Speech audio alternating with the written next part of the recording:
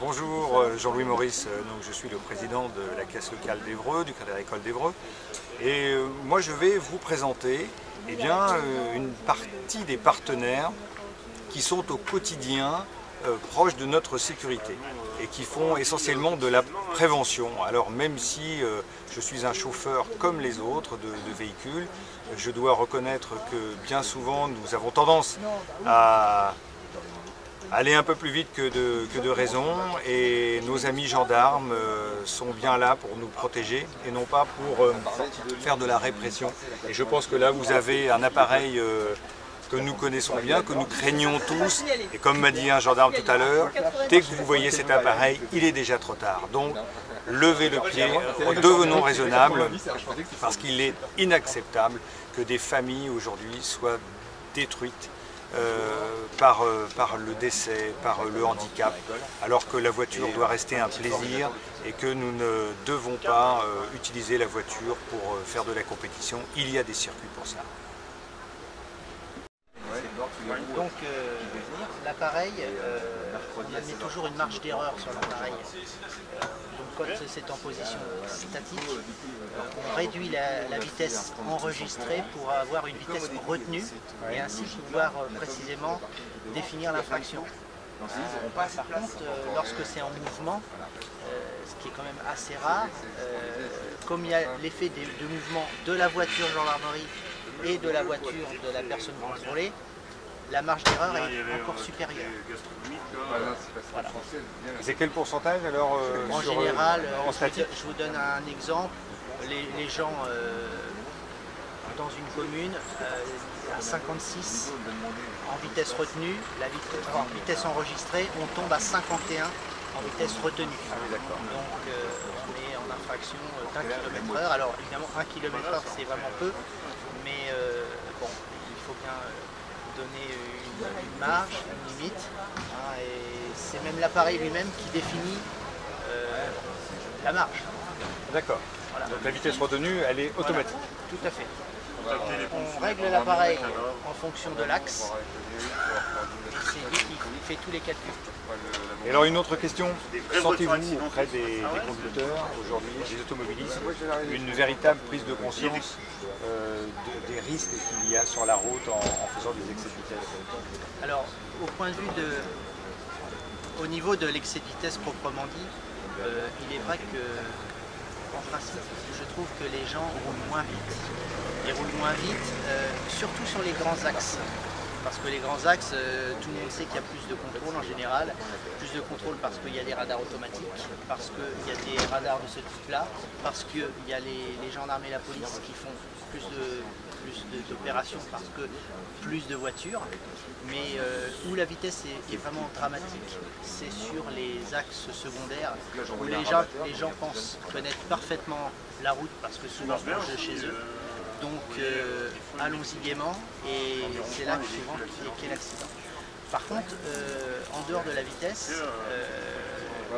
là je vous disais, bon, les gens ont quand même une certaine conscience, même s'il y a toujours le chauffard qui roule à des vitesses qu'on ne pourra expliquer, mais proprement dit, je trouve que les gens appliquent beaucoup moins tout ce qui est lié aux panneaux, les priorités, les stops en général, les feux rouges, notamment les lignes blanches où allons-y gaiement, il n'y a personne, je prends le risque de doubler, mais s'il y a une ligne blanche, c'est bien parce qu'il y a un risque quelque part. Très bien.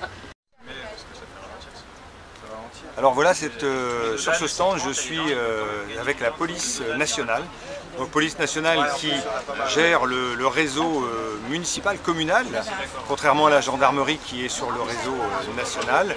Donc la police nationale veille aussi sur notre sécurité au quotidien en ville. Nous savons que malheureusement les feux rouges, les stops sont souvent peu respectés, et je vous propose d'écouter un policier nous raconter ce qu'il connaît au quotidien. Donc là nous sommes près de cette magnifique moto avec des motards de la police nationale qui vont nous expliquer leur quotidien, le type d'infraction qu'ils rencontrent bien souvent et comment en gros vous veillez sur notre sécurité. Oui, donc en agglomération, on a essentiellement comme infraction les usages de téléphone, défaut de ceinture et les non-usages de clignotants qui provoquent beaucoup d'accidents sur les ronds-points. Et si on s'éloigne un petit peu des centres-villes, on a des excès de vitesse de faible valeur, mais quand même excès de vitesse.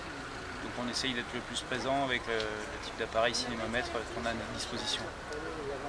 Comment la population de conducteurs vous perçoit?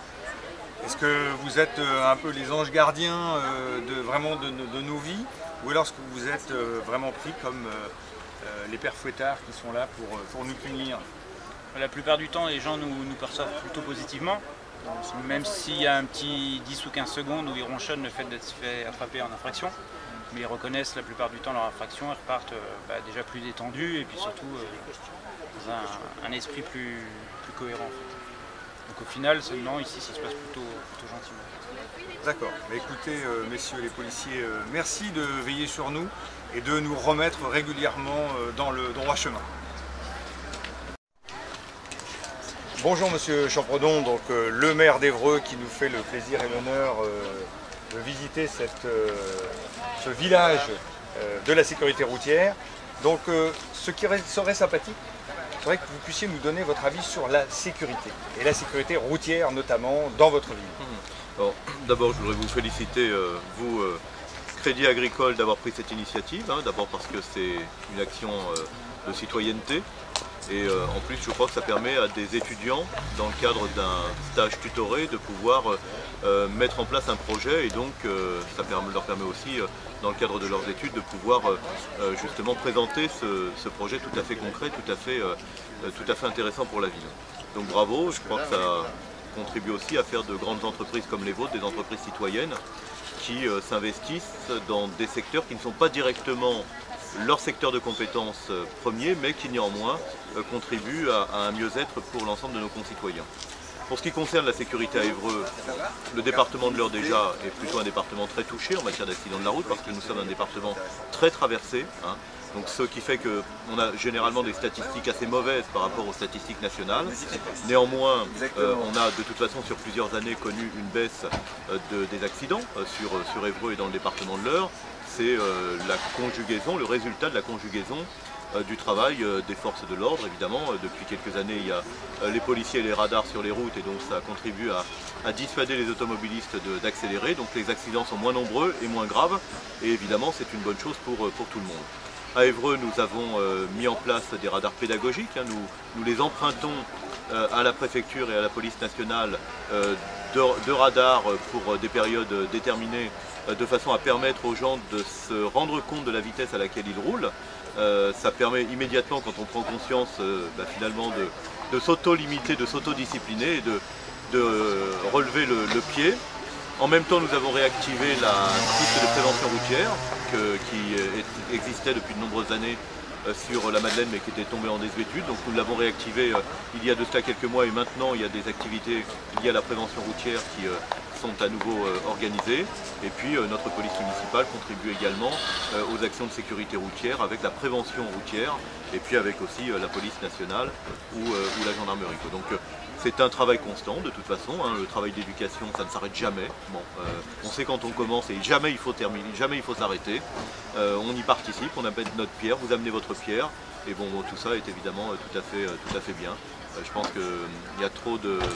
Ah oui, j'ai aussi donné mon accord à la préfète de l'Eure pour l'installation de quelques radars sur des carrefours à feu particulièrement sensibles où on constate un fort nombre de feux grillés.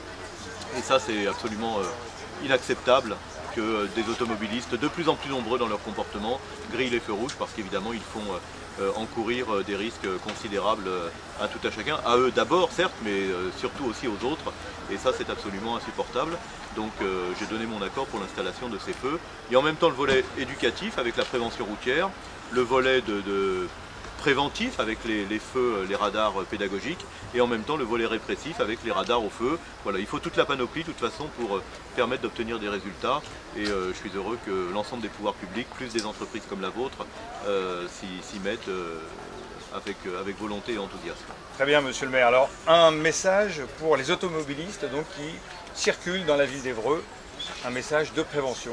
Que pouvez-vous dire en 2 mots? Laissez votre voiture, prenez le bus, prenez les 2 roues. De toute façon, l'avenir, ça n'est pas les voitures individuelles dans les centres-villes. Les centres-villes débordent de voitures individuelles, sont engorgés, pollution, stress, manque d'espace public.